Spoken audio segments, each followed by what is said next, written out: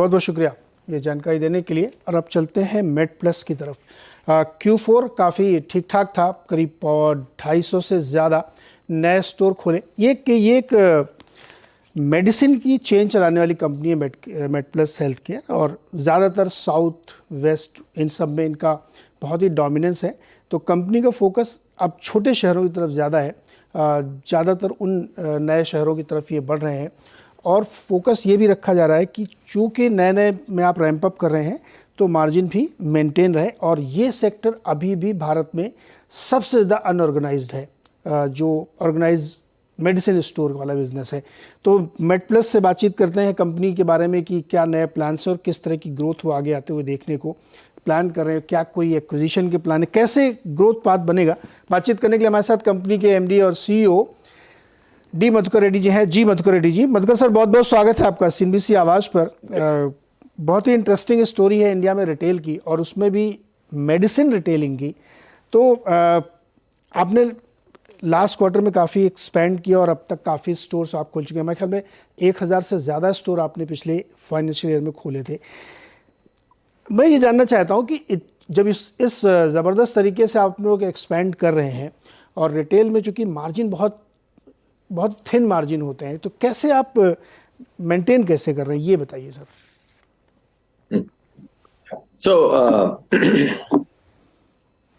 आप जैसा पहले बोले, ये सेक्टर अभी भी बहुत ही अनऑर्गेनाइज्ड है। यहाँ पे अभी 5 लाख के ऊपर रिटेलर है पूरा कंट्री में, जिसमें ऑर्गेनाइज सेक्टर में केवल अराउंड 10% या अराउंड दैट है पूरा मार्केट शेयर। हमारा मानना यह है कि organise retailer because of scale, because distribution और रिटेल दोनों को भी मार्जिन लेके और थोड़ा वॉल्यूम डिस्काउंट्स और ओवरऑल स्केल के बेनिफिट से बिजनेस करने के कारण we are able to give a better price than anyone else. One second, Indian market में थोड़ा स्पूरियस और फेक ड्रग का भी थोड़ा ये रहता है, डर रहता है when you want to go buy outside. So that also we guarantee, because we are buying directly from companies and we supply directly out here in the store. You can be sure that you get the appropriate medicine. So because हमारा जो business है 60% के ऊपर business, ये जो chronic elements जिनसे सफर होते हैं लोग, या इधर लेट्स से डायबिटीज या थायराइड या हाइपरटेंशन या व्हाटएवर डिसऑर्डर आउट देयर, इनके लिए जो मेडिसिन जो एवरी मंथ खरीदते लोग, इनके ऊपर डिपेंडेंट है। अब ये लोग तो normally because they are buying every month, इनको ये लोग तो प्राइस सेंसिटिव होंगे ही।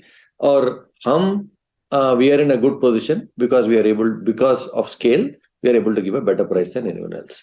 अब इसके कारण हम यही बेस बना के स्टोर्स बढ़ाते जा रहे हैं। अभी पहले फेज में तो हम just we made the stores slightly better organized, थोड़ा स्केल के कारण we were able to give a 10% discount. दूसरे स्टेज में थोड़ा स्केल बढ़े बाद 15% डिस्काउंट दिए। अभी आज के दिन हमारा डिस्ट्रीब्यूशन पूरा हमारे खुद का है, ज्यादा तक पूरा प्रोसेसेस भी सेट हो गए, स्केल भी बढ़ गया है। इसके कारण हम 20% डिस्काउंट देके भी प्रॉफिटेबल बिजनेस चलाते हैं ये ब्रांड्स के ऊपर। सो गिवन दैट ये डिस्टिंक्ट एडवांटेजेस है, एक तो जेन्युइन मेडिसिन की और दूसरा प्राइस का। और हम ये सोचते हैं कि बहुत बड़ा स्कोप है यहाँ पे ग्रोथ के लिए, इसीलिए हमने पब्लिक इशू किया था, इसीलिए हमने 600 करोड़ रेज किया था, और वो पैसे लेके हम ग्रो कर रहे हैं तेजी से। ओके मधुकर सर, बहुत इंटरेस्टिंगली आपने समझाया कि अब चूंकि ये नया पूरा सेगमेंट है और इसमें बहुत कम अभी ऑर्गेनाइज सेक्टर है, मेरे ख्याल में आपने कहा 10% से ज़्यादा नहीं होगा। अब इसमें एक ऑनलाइन है और एक फिजिकल है, आप दोनों का ब्लेंड है, ठीक है। अब इसमें आप कह रहे हैं कि कॉस्ट ऑफ एक्विजिशन आपकी इस बात पर डिपेंड करेगी कि आप कितना डिस्काउंट दे के लोगों को अपने पास लेके आते हैं। तो चूंकि रिटेल में आप वेफर थिन मार्जिन पे फिर आप धीरे धीरे चले जाएंगे, क्योंकि ये होड़ बहुत बढ़ने वाली है। मुझे लगता है कि अब जो मॉम एंड पॉप स्टोर, वहाँ पे भी ऐसे डिस्काउंट कंपटीशन में देने लगे हैं लोग। तो ये जो डिस्काउंटिंग की यूनिट इकोनॉमिक्स है, मुझे ये समझाइए आप। नहीं, ऐसा हो ही नहीं सकता कि एक स्टोर, 2 स्टोर या 3 स्टोर जिसके पास है वो हमारा डिस्काउंट मैच कर सके और बिजनेस में ज्यादा दिन रह सके, राइट? अगर वो दे रहे भी तो they are doing it either at a loss और they are doing something else out there, they are passing on maybe some generic medicines in the name of brands. That is the only way. So what we feel is ये तो रहेगा थोड़े दिन, I am sure. थोड़े बहुत consolidate, थोड़े बहुत जो मॉम एंड पॉप स्टोर्स या इंडिपेंडेंट स्टोर्स का ये जो अच्छे तरीके से अच्छा इन्वेस्टमेंट करके फोकस करके करते हैं बिजनेस, उनको वो लोग तो रहेंगे ही, that is not a problem. But retail में जो पहले 30% मार्जिन था डिस्ट्रीब्यूटर और रिटेलर को मिला के, और जो जेनेरिक मेडिसिन का मार्जिन था, और जो वॉल्यूम डिस्काउंट्स था वगैरह वगैरह, वो बिफोर वी केम वो बहुत अच्छा फायदेमंद बिजनेस था, ऑनेस्टली स्पीकिंग। सो कम सेल से भी लोग ये 30% मार्जिन से अच्छा प्रॉफिट बना रहे थे। बट जब से हम आए और जब से हमने कहा कि ये डिस्काउंट, ये मार्जिन तो बहुत ही ज्यादा है, we can pass on some of the benefits to the customer करके, जब से हम कर रहे हैं ये, वो धीरे धीरे धीरे उनका मार्जिन कम होते जा रहा है। Lot of people will probably, the smaller retailer जिसके पास स्केल नहीं है, वो शायद ये थोड़े दिन चलाएगा और दूसरा कुछ करेगा। या एक बात तो पक्की है कि नए लोग जितना तेजी से पहले आ रहे थे, बिकॉज ये बिजनेस में इतना मार्जिन है, उतने लोग तो आजकल नहीं दिख रहे। फॉर एग्जाम्पल, जब हम 2006 में हैदराबाद में स्टार्ट करे बिजनेस हमारा, करीब 5 या 6 हजार रिटेलर थे उस दिन। आज के दिन भी 8 हजार से ज्यादा नहीं है, जिसमें हमारे 435 है और अपोलो के भी करीब 400 है। तो वो what it means is independent retailers no longer find it that profitable to come in. Madhukar sir, slowly take the business. हाँ, you people are the disruptor, right? कि आपने आके इस बिजनेस की डायनेमिक्स को बदल दिया। सिंपली हम लोग ये मान के चलें कि पहले जो स्टोर चलते थे अदर देन ऑर्गेनाइज, ये जो छोटे छोटे वाले, ये भयानक मार्जिन कमा रहे थे।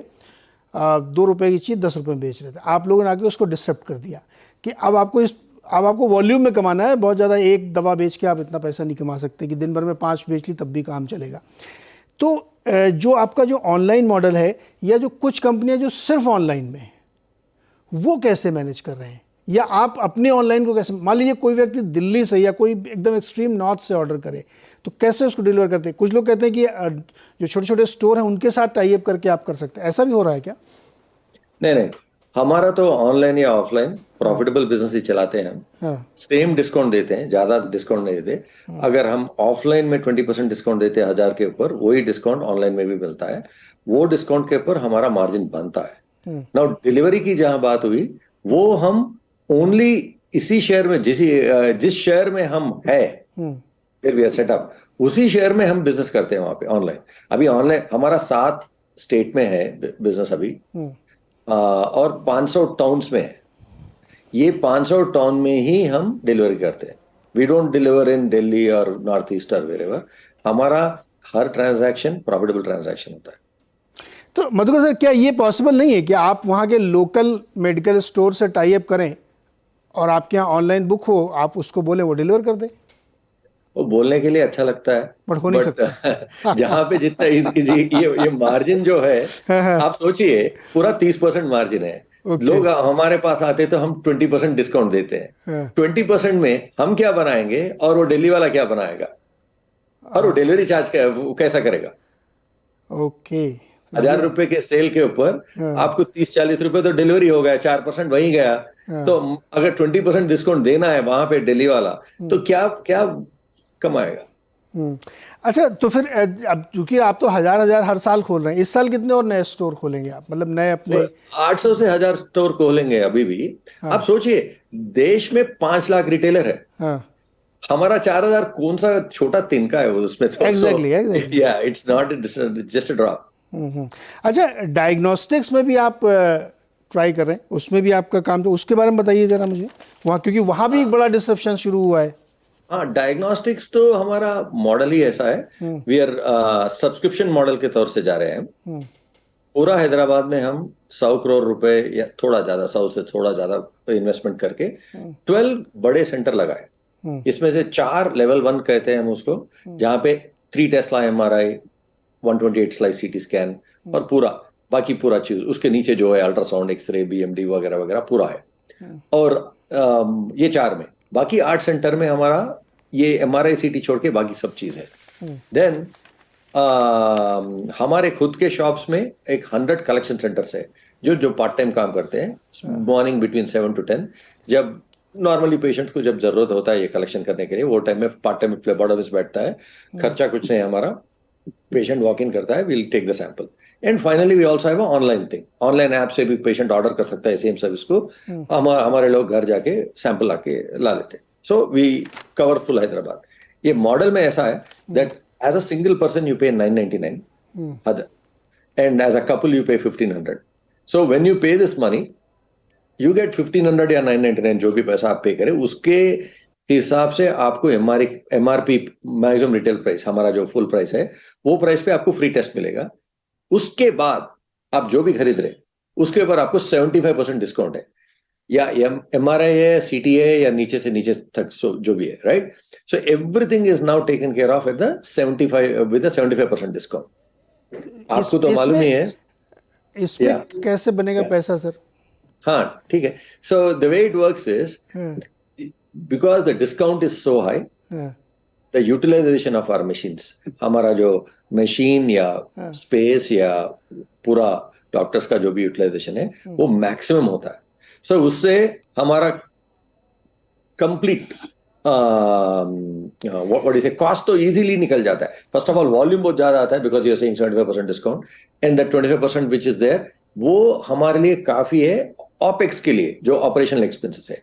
आप जो 1000 या 1500 रुपीज जो पे कर रहे हैं उसमें से जो प्रॉफिट नहीं मधुकर सर, ये बहुत सारे ये जो डायग्नोस्टिक बिजनेस है ना, इसमें बहुत ही ट्रिकी सिचुएशन है। क्या मैं इसको ये मानूं कि हाइंडसाइड में आप कस्टमर एक्विजिशन के लिए सिर्फ कर रहे हैं, क्योंकि इसमें इतने बड़े डिस्काउंट के साथ आप बहुत ही क्रिटिकल टेस्ट नहीं कर सकते, और बहुत सारे ये कहते हैं टेस्ट वाले लैब वाले कि ये सस्टेनेबल नहीं है, 100 रुपए में 50 रुपए में टेस्ट हो नहीं सकता।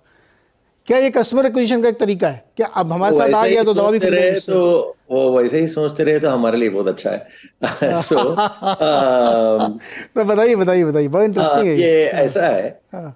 आज के दिन करीब 1 साल हो गया हम स्टार्ट करके। 1 लाख मेंबर्स है हैदराबाद में, राइट। हमारा गोल 2,50,000 मेंबर्स का है। अगर 2,50,000 मेंबर्स बनेंगे तो 25 crore per year will get the fee. 4 साल में तो हमारा पूरा खर्चा निकल जाता ना 100 करोड़ का। बाद में जो भी आ रहा वो एन्युटी है।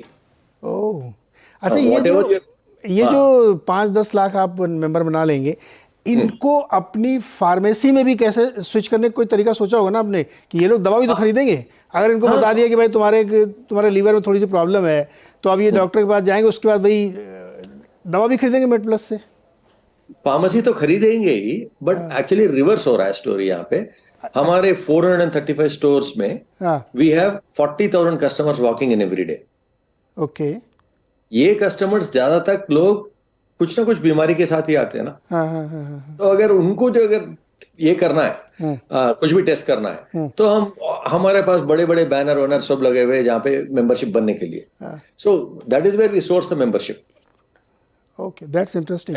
एक चीज और सर, आपका जो स्टोर है ना, जो वो एक तरीके से मतलब उसमें बहुत सारे रिटेल के प्रोडक्ट आ रहे हैं ओवर द काउंटर, मतलब जिनका मेडिसिन से कोई लेना देना नहीं है।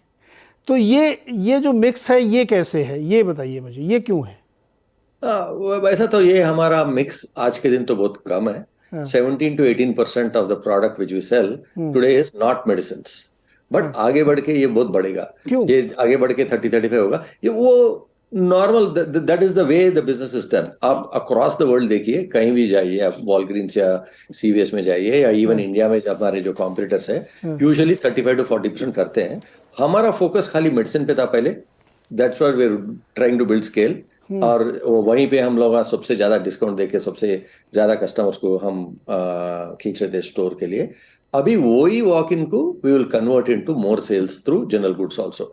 वहां पे भी मार्जिन बनता है। सो कस्टमर आ रहा है तो इट्स अ कन्वीनियंट स्टोर। ये पूरा नेबरहुड में है, 435 स्टोर्स, हर गली में है हमारा store. So when they want to come and buy let's say hair care, skin care, या क्या इसमें कुछ समय बाद ग्रोसरी में मिलेगी क्या MedPlus में? कुछ समय बाद ग्रोसरी नहीं पक्का। It's mainly the FMCG items. 99% is FMCG items, and most of it is like baby care, skin care, hair care, जो हेल्थ के आसपास जो आता है, क्लीनलीनेस के मैच कर जाते हो। इंटरेस्टिंग है सर। वैसे हमारे महाराष्ट्र में ना मेडिकल आड़ी जनरल स्टोर होता है, मतलब उसमें मेडिकल भी है, जनरल स्टोर भी है।